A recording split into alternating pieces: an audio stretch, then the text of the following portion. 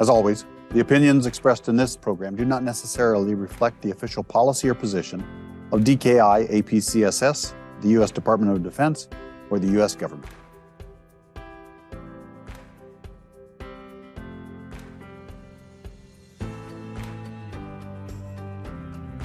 The U.S. does not support PRC coercive activities that would compel unification by Taiwan, and that covers a range of things, but the big things we hear and listen to are blockade or invasion. Center for Security Studies in Honolulu, Hawaii. Welcome to today's episode of the Security Nexus webinar on Taiwan's post-election strategic future. I'm your host, James Minnick, Colonel United States Army retired and professor at DKI APCSS. Today, we delve into the heart of Taiwan's vibrant democracy, a beacon in the Indo-Pacific that stands at the crossroads of significant change and continuity. Today's discussion is not just timely, but pivotal as we navigate through the aftermath of Taiwan's recent election and look ahead to the tenure of President-elect Lai Ching-te, set to commence on May 20th. The January 13 elections have marked a watershed moment in Taiwan's vibrant democracy. As the first instance of a political party securing a third consecutive presidential term, the outcomes signal a complex web of voter sentiments, strategic calculus, and the evolving democratic fabric of Taiwan. In an election that did not yield the dramatic shift some had anticipated, the voters have voiced their preference for continuity, yet highlighted the nuanced landscape of Taiwanese politics. Our focus today transcends beyond mere election analytics. We're delving into the strategic implications of these results for Taiwan's future, its delicate dance on the tightrope of cross-strait relations with China, and the pivotal role of international alliances, especially with the United States. The reshaped dynamics within the legislative yuan introduce an additional layer of intrigue, with the Democratic Progressive Party losing its majority, thereby underscoring the need for coalition building in Taiwan's path forward. Moreover, the rise of the Taiwan People's Party as a significant third force paints a compelling narrative of Taiwan's evolving political landscape. This new configuration in the legislative yuan, coupled with President-elect Lai's vision, sets the stage for a discourse on defense strategies, economic policies, international diplomacy, and the island's technological ambitions. As we unfold these layers, we're joined by Professor Mike Burgoyne, a distinguished scholar with profound insight into Taiwan's strategic future. Together, we'll explore how Taiwan navigates its complex security environment, the strategic balancing act with China and the US, and the implications of domestic politics on its global standing. In today's interconnected world, Taiwan's strategic decisions reverberate far beyond its shores, influencing the Indo-Pacific region's security architecture and the global balance of power. As we embark on this discussion, we aim to provide you with a nuanced understanding of the stakes involved and the potential pathways for Taiwan and its partners on the international stage. Let's delve into this enriching discourse with Professor Burgoyne without further ado. Aloha, Mike. Hey, James, how are you? Super. Mike, your journey has taken you from finance to FAO to the forefront of Asia-Pacific security studies with significant expertise in China and Taiwan. Could you share the path that led you to become a respected expert in this field? I would love to. Thank you. And thank you very much for having me on. I've been looking forward to this. We've been looking forward to having you. So my journey actually started when I was a senior in high school in the early 90s. A teacher of mine took me to a business luncheon and listened to the keynote speaker talk about how big China's economy was going to be in the future. And at that time, if you remember, our discussions mostly centered on Japan and Japan's economy and how much Japan was affecting the US. And I was like, oh my gosh, I knew nothing about this. It just didn't even occur to me. So I started doing some reading and learning more about that. And at the time, I knew I wanted to go into the military, and I thought, I think I would like to be that military person representing their country in our embassies abroad, and I wanted to focus on China. As my career progressed, entered the military, did 8 years in the field artillery, and then went into the FAO training pipeline, and ultimately to become representing my country. I realized that I'd rather do it in Taiwan than Beijing, and so whereas I spent some time in Beijing, about a year and a half, actually did a 3-year tour in AIT Taipei in Taiwan, right before I came to APCSS as a military professor. And then, as you know, I retired after 3 years here, and was thankfully accepted onto the civilian faculty where I sit now. No, and I think you've been here since 2016. Yes. Yeah. Summer 2016. So you've been here a number of years, and then a lot has happened in the region in that time, for sure. Let's go ahead and delve into a few questions here. Let's talk about election reflections.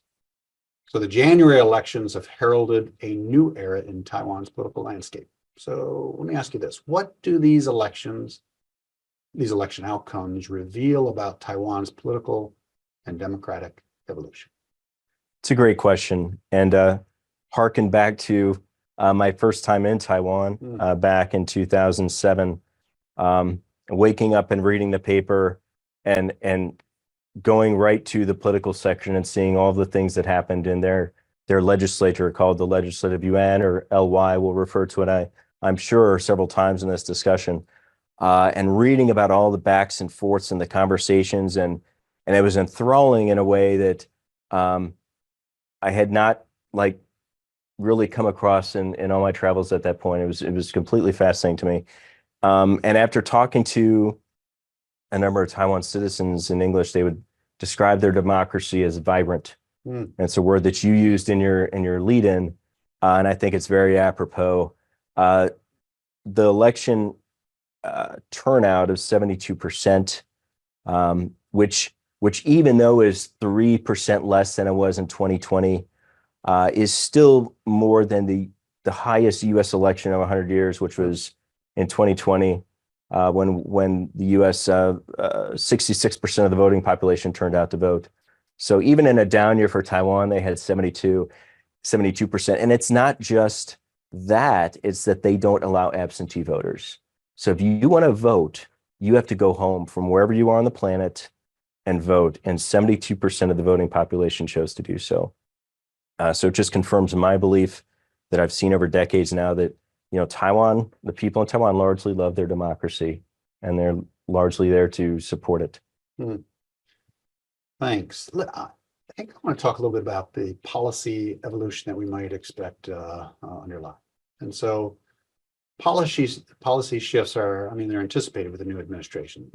That's a given. And so the question might be, what significant policy changes then might we expect after Lai takes office in May?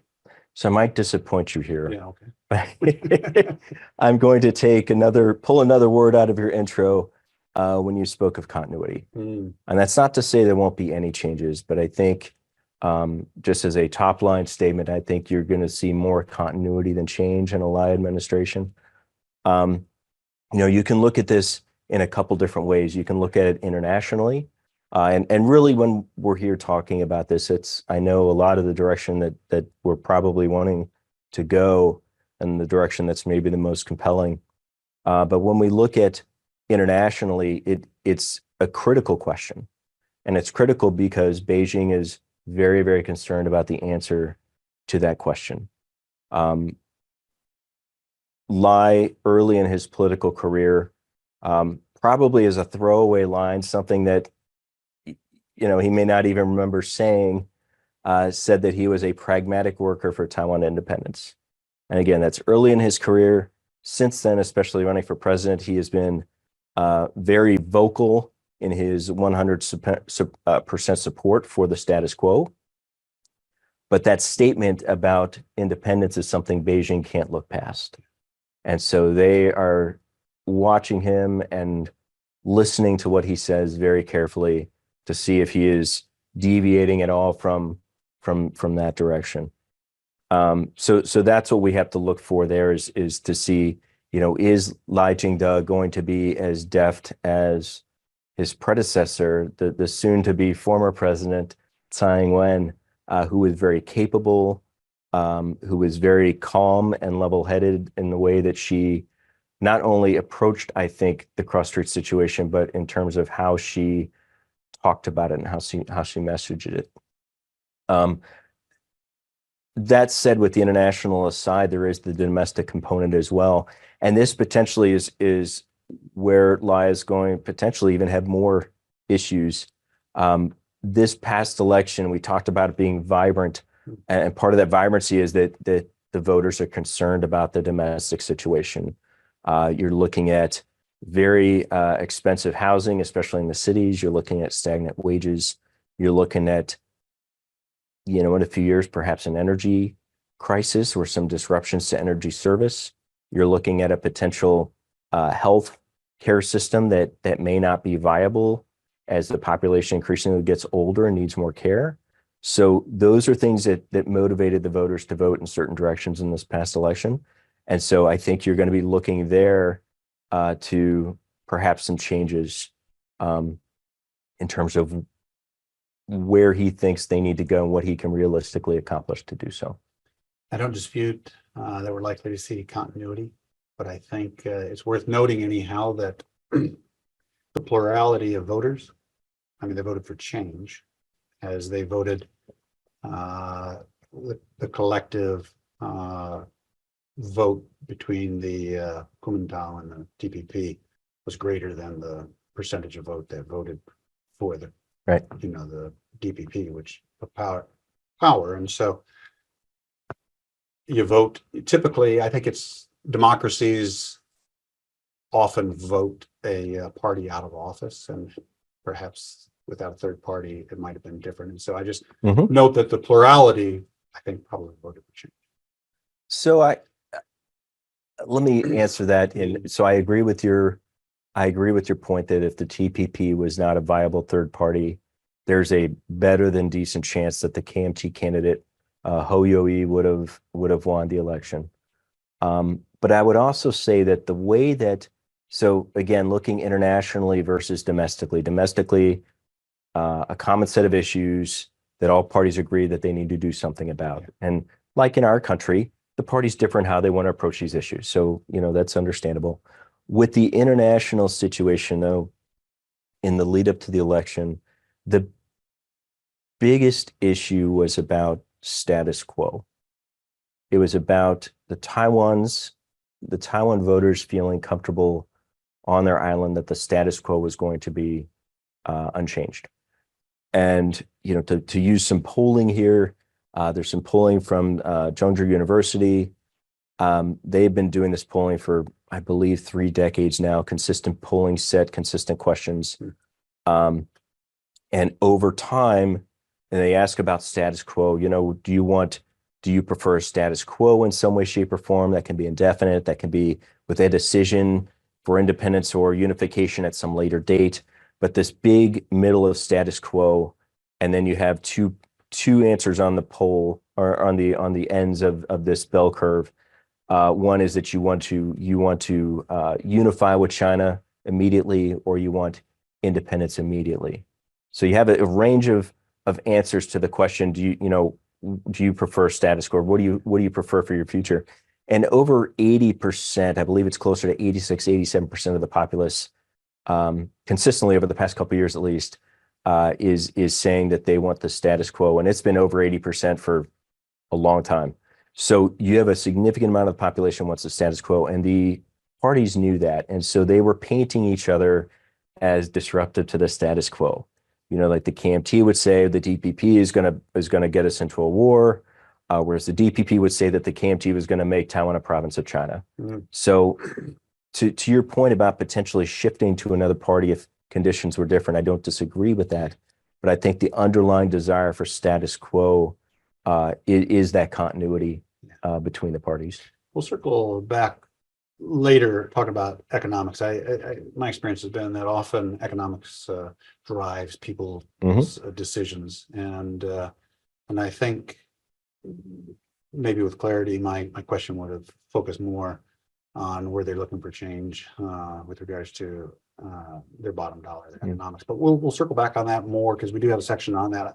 Let's go now and talk a little bit about navigating cross-strait waters, which is a little bit what you were speaking about with regards to the international situation that Taiwan is confronted with. And so cross-strait relations, I mean, these are pivotal in Taiwan's strategy, particularly with we say, the Li's administration's facing potential tensions and limited direct dialogue with Beijing. They're not compatible. So here's the question: how should Taiwan manage its cross-strait relations, and what could be the regional geopolitical implications to that? So I'm glad you mentioned regional, because when we say cross-strait, most of the time the understanding is we're talking about Taiwan and the People's Republic of China, or the PRC, and naturally so, and we're not wrong for thinking that way. But it is important to note that there is a regional audience for this. There is an international audience for this. And so to that point, I would state that, and again, probably not telling anything that the leaders in Taiwan don't already know, but to stay the course, to continue to be the responsible party in the strait, as I see it, and then perception differs by the viewer, obviously. But being the responsible party, not being the one to violate the median line, not being one to violate another country's ADIZ, or to cut submarine cables, as an example, because the region's watching, and your global partners and those that want to be partners with you are watching, and their expectations are high, and it's really difficult to do. As you note, there's no direct communications between the two sides. So especially when you have the PRC conducting daily ADIZ, or air defense identification zone violations, and the occasional median line violation, you have intercepts and the potential for collisions, and just like you do with surface ships and the like, and that could cause things to go dramatically out of control. And so the thing I would say is to be responsible, to be the calm party in the strait. Well said. Let's talk about strengthening U.S.-Taiwan bonds. The U.S.-Taiwan relationship is the cornerstone of Taiwan's international strategy. So what developments then can we anticipate in the U.S.-Taiwan relations as we move forward? So before I answer this, I think it's important to note the U.S., like a lot of countries, has a one China policy, which is different from the one China principle. One China principle, Beijing formulation saying Taiwan is a part of China.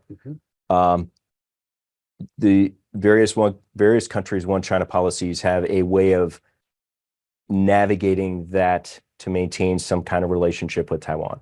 So the U.S. has that called the U.S. One China policy. Which means within it has a law, the Taiwan Relations Act, that the U.S. governments have to adhere to. It has a series of policies in there. It also refers to the 3 joint communiques between the U.S. and the PRC, and the 6 assurances given to Taiwan. So within that, there's some very firm left and right limits in terms of what the U.S. can do in the strait and with Taiwan.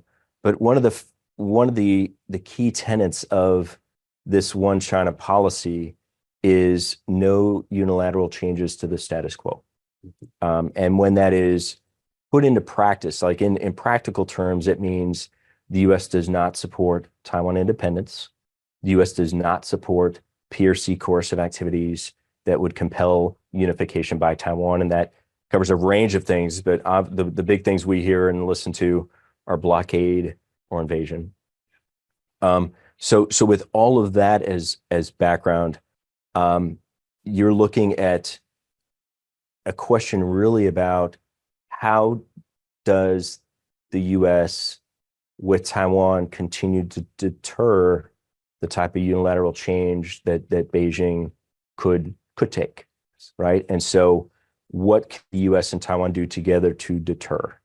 And you're seeing over years, especially since 2017, a pretty dramatic uptick in weapon sales to Taiwan. Those are congressionally notified, so everybody Everybody knows about that, very, very visible, and Beijing comments on all of those. You will continue to see that. That is part of the U.S. One China policy, the Taiwan Relations Act, which is a law which says that the U.S. has to provide defense arms and services or defense articles to Taiwan as are necessary for its self-defense. So the U.S. is going to continue to do that. I think where it's helpful, though, to scope out a bit is that deterrence is larger than just military. And especially where we work and with our backgrounds, when we think deter, we think, or security, we automatically think military. And with Taiwan, we think arms sales. But, scoped out from that, you're looking at, you want to use all elements of national power, right? You want to use your diplomatic powers that you have. And that is, engaging your allies, your partners. It means joint statements with like the G7 or with the EU, if you're the US, right? In support of Taiwan. It means using your economic tools. And that, Taiwan, the US, I believe Taiwan is US's number 11 trading partner. Significant amount of trade in ICT in particular, the semiconductor chips and other technologies. So you want to increase that. They have not quite a year ago, they signed an initial bilateral trade agreement. That is it's a first step, not where I think it'll ultimately end up, but I think that is something perhaps looking at from an economic tool of power that perhaps can be increased somewhat.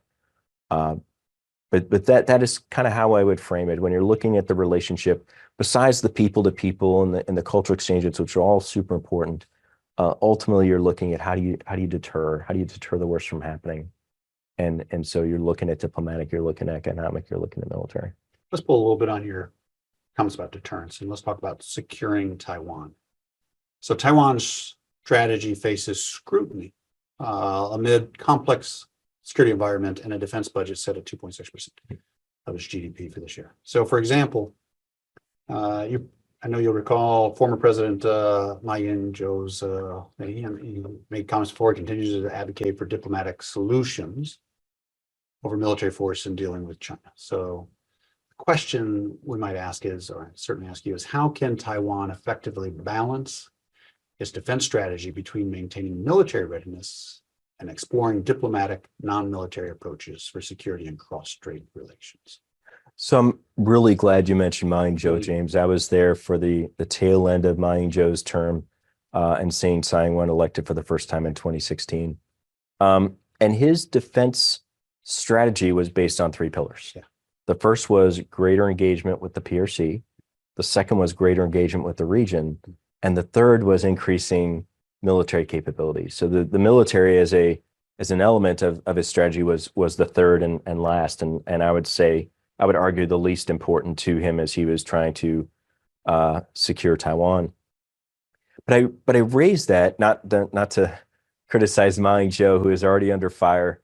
A couple days before the election, he came out and told the Taiwan people to trust Xi Jinping. So that caused, I think, a little bit of kerfuffle in Taiwan. So I'm not here to criticize him for what he said there, but just to show that I think he thought an effective defense posture includes more than just military. It does. It includes the region, and in his mind, a better relationship with the PRC meant that PRC would be less likely to invade. Where I would offer some comments for the future is that it doesn't have to be one or the other first.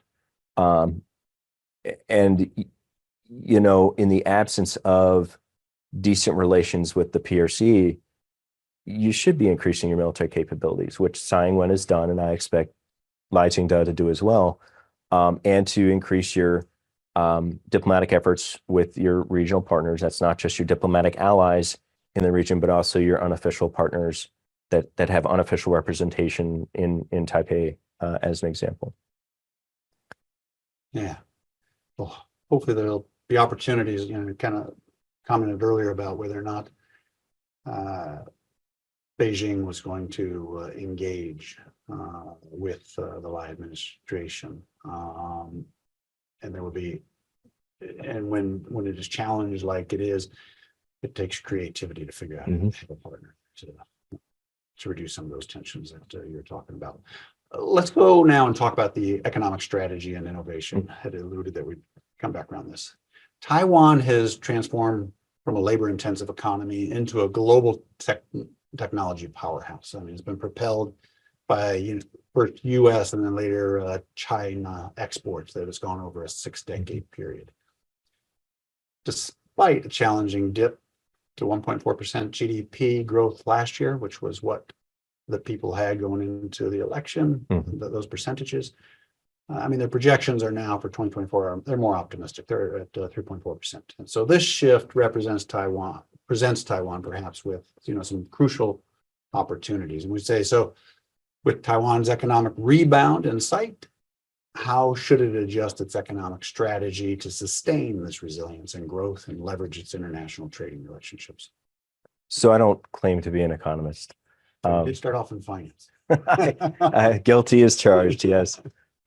So with the economic situation, I think there's a couple points that I would offer. First, as you note, the economy is projected to rebound this year somewhere north of 3%, largely due to tech exports, and demand was not as good last year. They're projecting it to be better. But that kind of gets to the point of kind of where they need to go. There is a reliance on the tech sector in Taiwan. The TSMC in particular, as an example, semiconductors, the largest producer of high-end semiconductors on the planet, with somewhere north of 86 to 92% of them being produced annually, which is a huge amount. A huge amount as a percentage of the globe, but also in absolute terms, it's a huge amount. But beyond just the semiconductors, and there's other semiconductor companies that specialize in various other types of chips, if you will. So there's a number that industry is pretty broad in Taiwan, but as a part of the tech sector, also making personal computer peripherals, displays, and things of that nature takes up a huge part of their economy. So something that I would hope that they would do is to expand into other sectors where appropriate, where they get some efficiencies and where they think they have some competitive advantages. Tsai Ing-wen at the beginning of her term had an ambitious goal to do so, to get into some of the cutting edge technologies. I don't have good visibility on where they are with that, but I don't expect them to necessarily be mature at this point, because these are the kinds of things that take a decade plus to do. They're just not easy to do. The other thing I would offer is, besides expanding domestically with the types of sectors that they can develop specialization in and hopefully market share, you're looking at how they can diversify with their partners. And I know this is something that they work on. They're like many countries with national industries and jobs at stake, and working to promote trade and businesses abroad. They're somewhat could be at a disadvantage moving forward. They're not part of either of the two big regional multilateral free trade agreements, whether that be the RCEP between mostly ASEAN and PRC, or CPTPP, formerly started by the US, but kind of now more Japanese led. Taiwan has applied for membership to CPTPP.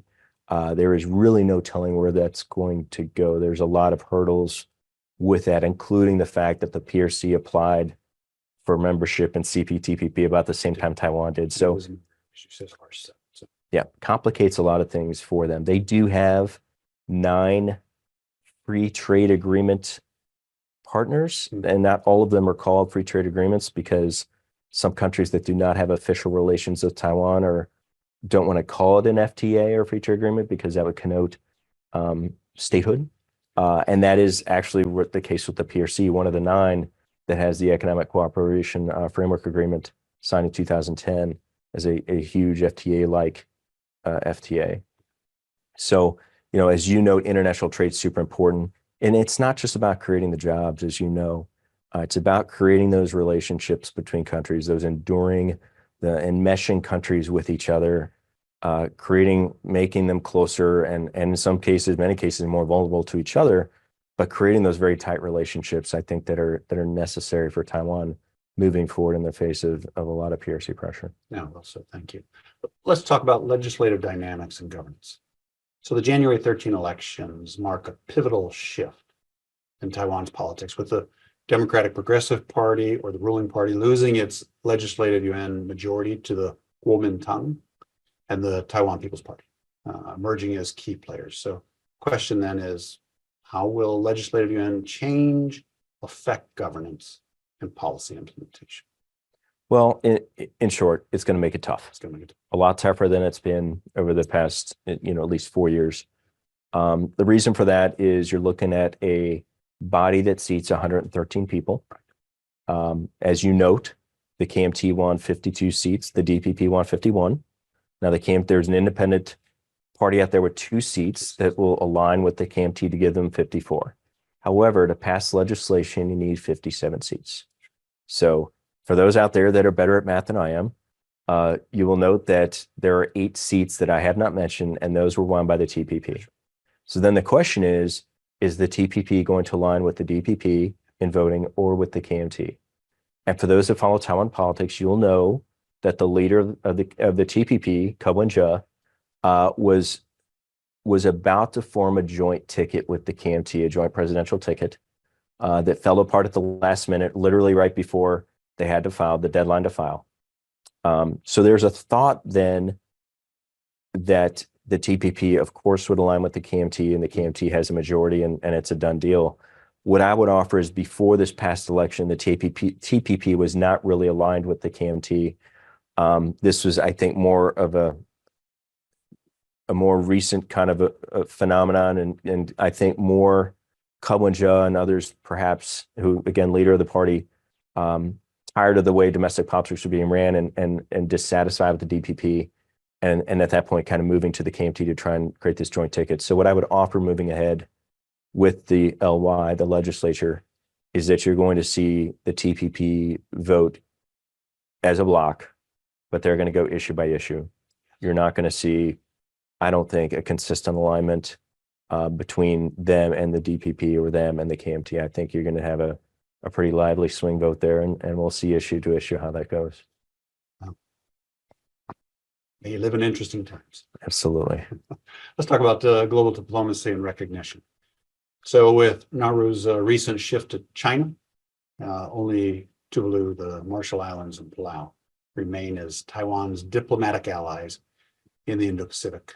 Now, this erosion of support poses risks of strategic isolation for Taiwan domestically and internationally. So here's the question. Given its reduced diplomatic allies in the Indo-Pacific, what strategies might Taiwan employ to bolster its international standing and prevent further erosion of diplomatic support? So if I may, James, I'd like to introduce a concept called international space. And it's really important to Taiwan. This idea of international space really comprised of 2 big categories of things. One is the diplomatic relations that you just mentioned. Are you considered a country by other countries? And if you are, especially as it pertains to Taiwan, how many? And then the other side of that is membership and participation in intergovernmental organizations, or IGOs. And these are kind of the 2 big categories when we look at this, or I look at this idea of international space. And so you're referring to official diplomatic relations. Right now, Taiwan has 11 plus 1, the one being the Vatican. I always kind of break that out, but just to kind of make it clear, but that's kind of where they are right now. And so, yes, especially when you look at I believe they've lost over the past decade maybe 10 diplomatic allies. I think it's approaching that number. So it is decades ago called checkbook diplomacy between Taiwan and the PRC. Lately, the PRC, it's been labeled diplomatic poaching. But either way it shakes, it's been the PRC being able to offer better deals to Taiwan's diplomatic allies and being able to pick them off one at a time. And obviously that's a problem. as you have less countries that recognize you as a country, that can be, I would offer right now, more importantly, it's demoralizing probably to some of the populace, I would think. But I would also offer that, and again, this is me as an outsider looking in, I don't see a huge difference between 20 allies and 10 allies. I think when you get down into single digits and you get down, then it becomes more noteworthy and eye-opening because of where Taiwan's at. But it's been kind of a long slide since the 70s. But there's another category though of this diplomatic recognitions, and I would offer this is where they have room to go, and where they have been going. It's with their unofficial partners. Yes, they have 11 plus 1 or 12, we could say, diplomatic allies, but the U.S. is the number 11, Taiwan is the U.S. number 11th trading partner. Taiwan just opened up TSMC rather just opened up a fabrication plant in Japan, is about to break ground on one in Germany, and has 2-ish planned for Arizona. Those are delayed because of it's at some point, right, and probably some labor issues too, I think. But beyond that, the U.S. is the number 1 provider of defense articles to Taiwan. But the U.S. is not a diplomatic ally. So there's the room for growth I would offer is with your unofficial. I mean, maintain the partners that you have and keep working with the diplomatic allies, and Taiwan does. But when you're trying to hold the ground of where you're at, I think developing deeper relations with the U.S., with the EU, countries in the EU, you're seeing, as an example, especially since COVID, a lot of delegations from countries in Europe, like Lithuania, the Czech Republic, and other countries who remember what it's like to have an authoritarian power in charge of your homeland, right? And they fell under the Soviet Union, and they see what, and again, the parallels may not be completely accurate, but they're seeing what's happening in Europe right now, and there are some parallels, and they do kind of have an understanding of what could happen to Taiwan, and so it's maybe a little more visceral for them, but they're willing, like Lithuania changed the name of their representation office to Taiwan and incurred a lot of economic penalties from the PRC for doing so. But it is a country that is standing up for Taiwan bilaterally and multilaterally as well. You see the US and the EU with a joint statement, I believe, just a week ago, supporting Taiwan. You see the G7 statement, I believe, last year supporting Taiwan. So you see a number of countries and organizations that are not affiliated officially with Taiwan that are doing a lot to support Taiwan on an international stage. And that's where you kind of move from that country category into your IGO category. And that's a lot of where this advocacy is happening. As an example, in 2020, when the pandemic hit, Taiwan as a democracy may have done the best job on the planet containing COVID, especially initially. I'm sorry? New Zealand right with it. New Zealand, yep, absolutely. And again, and other countries in some respects, but Taiwan, lots as a democracy, again, without infringing largely on their citizens' rights, were able to do a really effective job with COVID, but they were not able to attend the World Health Assembly meeting that year. They have been allowed in the past. They've largely been shut up by the PRC over the past probably decade. But this is an illness. This is this is killing people, and Taiwan has answers and ways of addressing it and managing the situation, and they could not get in the room to talk to these countries. And so you kind of see where some of these gaps are with Taiwan and its status and what it allows it to do and what it is not allowed to do, and the importance of, yes, diplomatic allies, but also your unofficial partners that you don't have official relations with that can help advocate for you in these forums. Longish answer, I apologize, but well said. A lot to say there. They're clearly you didn't exhaust all there is to talk about that issue. That is true. But let me ask you to put your futurist hat on, and let's talk about, Taiwan navigates a complex geopolitical terrain that is influenced by its democratic values and the strategic interests of powers like the US and China. So given this complex landscape, I mean, can we predict Taiwan's strategic future and its international implications? And if so, what might that be? What might it look like? Tough, right? Tough question. And what I would offer to you, is I think the longest we can look is in the very short term. Okay. And it's, if you look from a Taiwan perspective, Lai Ching-te, I believe, is largely going to, carry out the policies that either Tsai Ing-wen's policies or policies consistent with the way that she approached cross-strait relations. She's gonna engage with the PRC if she can, but without giving up some of the things that PRC is requiring from her as preconditions to do so. He's, I believe, going to continue to build strong relations with the US. I see that as happening as well. But it's not just Taiwan in a vacuum. And, we talked a bit ago about things Taiwan can do with international partners and about being responsible and being consistent and level-headed in the strait. So, we talked about those things, but it's not just Taiwan alone and unafraid there. Everyone else gets a vote. So, what is the PRC going to do? The PRC led by the Communist Party of China, CPC, which in turn led by Xi Jinping, who wears three hats, as you know, one of which is leading the party, and also the Central Military Commission, which is kind of just as important. They have only had more, and not by a huge margin, but more strident language over the past several years regarding Taiwan. So more firm, I guess, would be the better adjective, more firm language regarding Taiwan and Taiwan as a part of this China, right? So don't expect them to retract those statements or to backpedal on those statements, because the CPC has made Taiwan an issue of legitimacy between the party and its people. Super important. So, they put this marker down and they keep doubling down on it. They can't really back off of that. Now, if something were to happen, they perhaps could redefine success in their terms and find ways of avoiding worst case scenarios, but they're really kind of painted themselves into a corner, so to speak.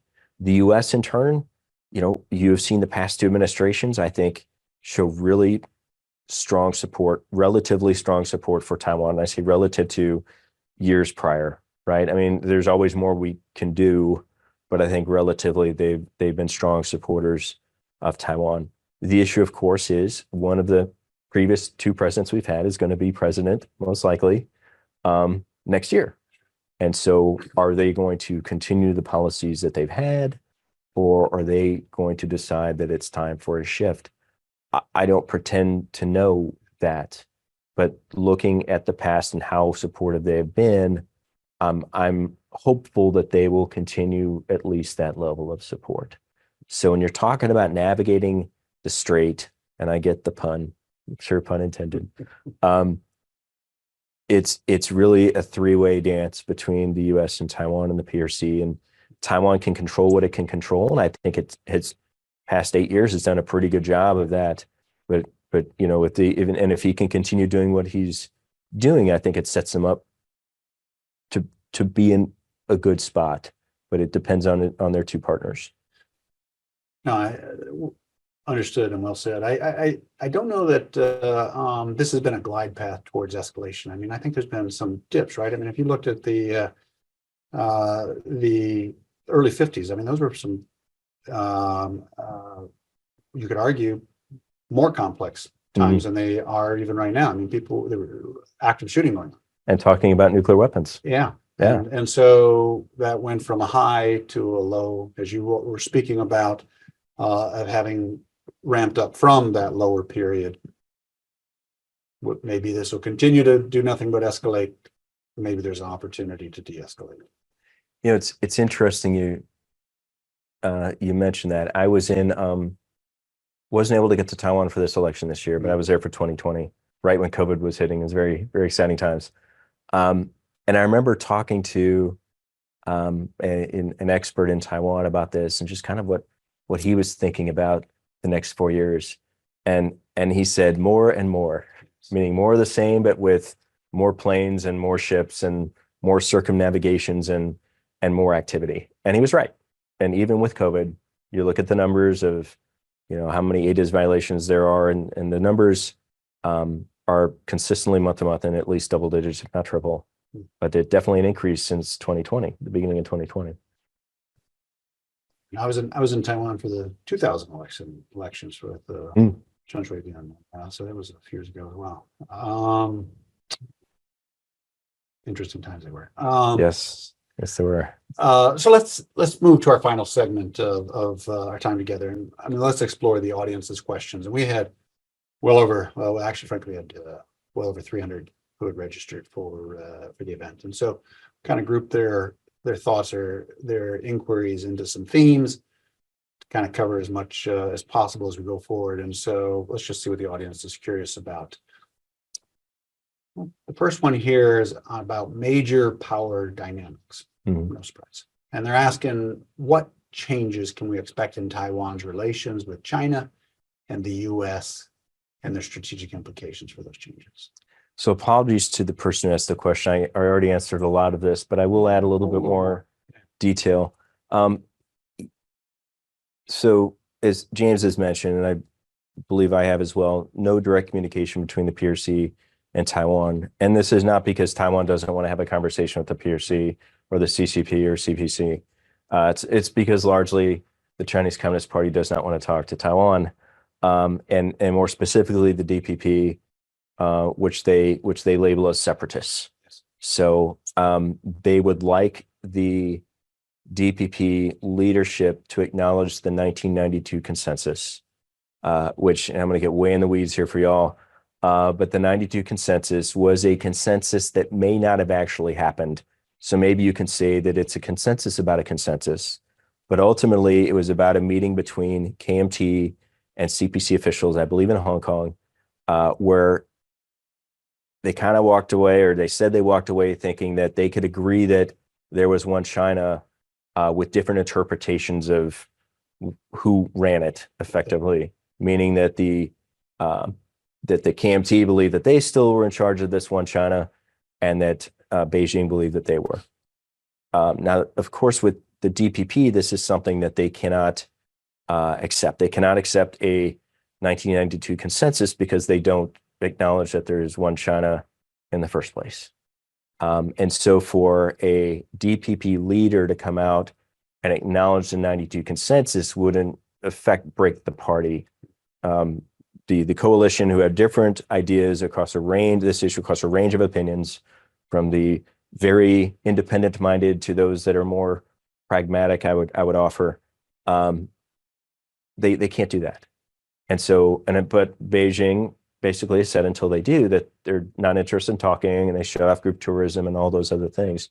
So, I applaud efforts from Taiwan to try and re-engage and restart communication with the Chinese Communist Party, especially in light of all the activity that's happening in the Strait and the potential for collisions and dramatic escalations. But they're also not going to acknowledge the 1992 consensus is valid. They're not going to do that. And so that's kind of where some of this intractability comes from. But once you look at the history and you look at the perceptions that make up their beliefs, you understand why it's the way it is. And it creates a position where there's very little room moving forward. No, actually, I'm glad you expounded on the 92 consensus to give some background to some of the sticky issues that present themselves when we alluded to, not having direct communications and stuff, and why that could be. So I think that was useful to the audience. Let's talk about election influence by China. And so, how is the Chinese Communist Party influencing Taiwan's elections, and how effectively is Taiwan countering those efforts? This is a top. Well, I think all these topics could fill books. Right. But But election interference by the PRC in Taiwan's election is nothing new. Mm. I mean, if you recall, the third Taiwan Strait crisis was partially because Taiwan was about to have its first direct presidential election. And the PRC realized that lobbing missiles into the strait was not going to get their preferred outcome in the election. But that was an early, crude attempt to try and influence elections. And every election since then, you've seen, in some cases, some saber rattling, like recently with ADA's violations and such, although they did taper down the military kind of saber rattling leading up to this most recent presidential election. But you have seen over all the elections I've covered, at least, you've seen instances of economic coercion, and sometimes that is against Taiwan, and sometimes that's against Taiwan people living and working in mainland China. You also have instances of trying to influence via information. You have a number of trying to get on social media and message boards and things of that nature. Taiwan has done a very good job, I think, as an outsider looking in, at finding ways to blunt most of those efforts. They have not only government offices that work on this, but there's civil society engaged in this as well. Like Line, for instance, is a closed group. Like if somebody doesn't tell you online that they're getting something that doesn't look right, you don't know it's really there because there's no big central board. So people in Taiwan, if they see something funny, they send it to this one civil society organization, the name escapes me, and they do a really quick lookup and tell you fact or fiction, right? They tell you if it's accurate or not. So, it's not just government efforts to combat some of this, especially on the information disinformation side, but you're seeing civil society get engaged with this as well. It's interesting because, as we sit here in this room, we hear rumors perhaps of attempted election interference or actual election interference in US elections. But in Taiwan, they've been dealing with it for decades. And it's a very real thing to them. And they've developed real responses to it. And it's something that I think that, the US, if it's smart, can learn from, and other countries can learn from. I think they've done some innovative things with that. No, thank you for that. Let's talk an area we haven't actually talked much about, and that's ASEAN relations post the election. So how have Taiwan's recent elections impacted its relations with ASEAN, the Association of Southeast Asian Nations? So it's starting to say that President Tsai Ing-wen, upon taking office, established what's called the new southbound policy. It's the kind of an updated version of the original southbound policy from the late 90s. And this was intended because she took over from Ma Ying-jeou, who had dramatically increased engagement with the PRC, including economic engagement, up to the tune of over 40% of Taiwan exports going to PRC or Hong Kong markets, right? So Tsai Ing-wen was very concerned about that. And in an effort to try and defray, or to, what's the word I'm looking for, to diversify their markets, engage with this new southbound policy that primarily ASEAN, but also some South Asian and Oceania countries as well. And again, cultural, people to people, of course, but also about trade, about increasing tourism to Taiwan. So with that as a backdrop, directly, like a direct influence from the election, good for ASEAN, because Taiwan's going to continue to prioritize ASEAN countries with trade. Now, when you look indirectly, so, Lai Ching-te winning the election, and PRC doesn't like that. So PRC is starting perhaps to apply more pressure to some of these countries that are otherwise friendly or trading with Taiwan. Two examples come to mind: the Philippines and Singapore, who both congratulated Lai Ching-te on his win in his election, and both receives very public castigations, perhaps, or criticism from Beijing on, you've agreed to the One China principle, you've recognized, Beijing as China and not Taiwan, and you shouldn't be doing this, and those kinds of things. So indirectly, it creates a more pressure-filled environment in ASEAN for those countries that are engaging with Taiwan. Yeah, I note diversification is a word used lots of places, but that typically doesn't connote growth, and growth is often what is desired in trade. Got just a few minutes left. Let's talk about science and tech diplomacy. So, how will Taiwan leverage its tech strengths for national resilience and global standing? So I think you're already starting to see that, and you've been seeing it for some time, especially when semiconductors and the very few supply lines and supply chains that led to semiconductors getting into everything that we manufacture these days during the pandemic, and have continued to increase in importance since then.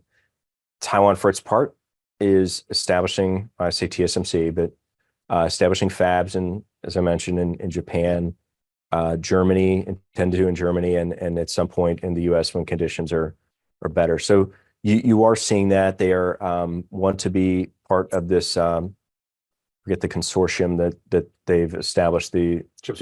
Yes, thank you. The CHIPS 4, right? That is supposed to help with supply lines and resiliency and things of that nature. So Taiwan is using that, I think, as much as they can at this point. My concern, I'm sure there's always room to grow. They're experts in that industry, smarter than I am in that. But my concern is that they rely overmuch on that, as it's become known as the Silicon Shield, because Taiwan's not operating in a vacuum. Other countries have realized how important semiconductors are to international trade and manufacturing and their national industries, and are starting to either look for other sources or try and develop these things domestically. So it's up to Taiwan and those national industries to stay a step ahead. We've had a really good discussion. I have enjoyed this time together. It took a little bit to get you to the studio, but it has been well worth, and I hope that our audience feels the same. But before we let you go, I'd really like you to give a recommendation on a book that delves into some of the themes we've covered here today. I would love to, and thank you for this opportunity. The book I would like to highlight is called Unofficial Diplomacy. It's a memoir written by David Dean, and this is only about 8 years old. It's important to me because there's been a lot of books published on Taiwan, especially recently as it's risen in global awareness. Yeah. This is one of those books, though, again, written by the first director of AIT, which is an unofficial organization that manages U.S. relations with Taiwan. AIT in Taipei. That's right. American Institute Taiwan is a nonprofit corporation listed in Virginia.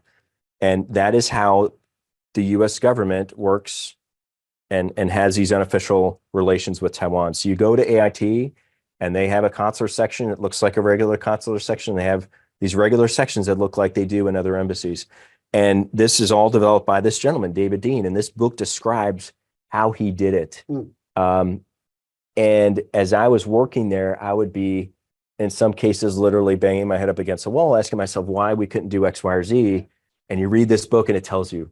And I imagine that while not directly relevant to our international partners that are listening in, I guarantee if they have unofficial relations with Taiwan, they've had very similar fits and starts in their development on how their unofficial relations developed. And something like this could be kind of a window into that, so they can kind of see some of the challenges involved with that.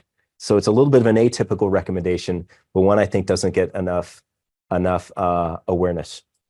I think that that's a fantastic recommendation. I think I have certainly heard many people opining of what they perhaps understand of the U.S.'s unofficial relationships, particularly with AIT, as you've described it, and having a source to be able to go and understand a little bit deeper than just hearsay or what somebody else has told you, perhaps is a resource of value. And so thanks for that recommendation. We will add that to the show notes. We'll add that to our list of book recommendations that the show has provided. And so thank you, Mike. Today's conversation has been incredibly enlightening. And I'm grateful for your participation, so thank you. So looking ahead, join us on April 8th for Bolstering Resilience and Restoring Trust in Information Environment, featuring Dr. Beth Kuntz. We'll tackle key issues like combating manipulation, neutralizing tactics that erode trust, enhancing information resilience, and rebuilding trust in our post-truth world. Don't miss these crucial insights. Register now. Signing off, I'm James Minnick. If today's discussion sparked your interest, continue the conversation on our YouTube forum at DKI APCSS. Until we meet again, aloha oi. As always, the opinions expressed in this program do not necessarily reflect the official policy or position of DKI APCSS, the U.S. Department of Defense, or the U.S. government.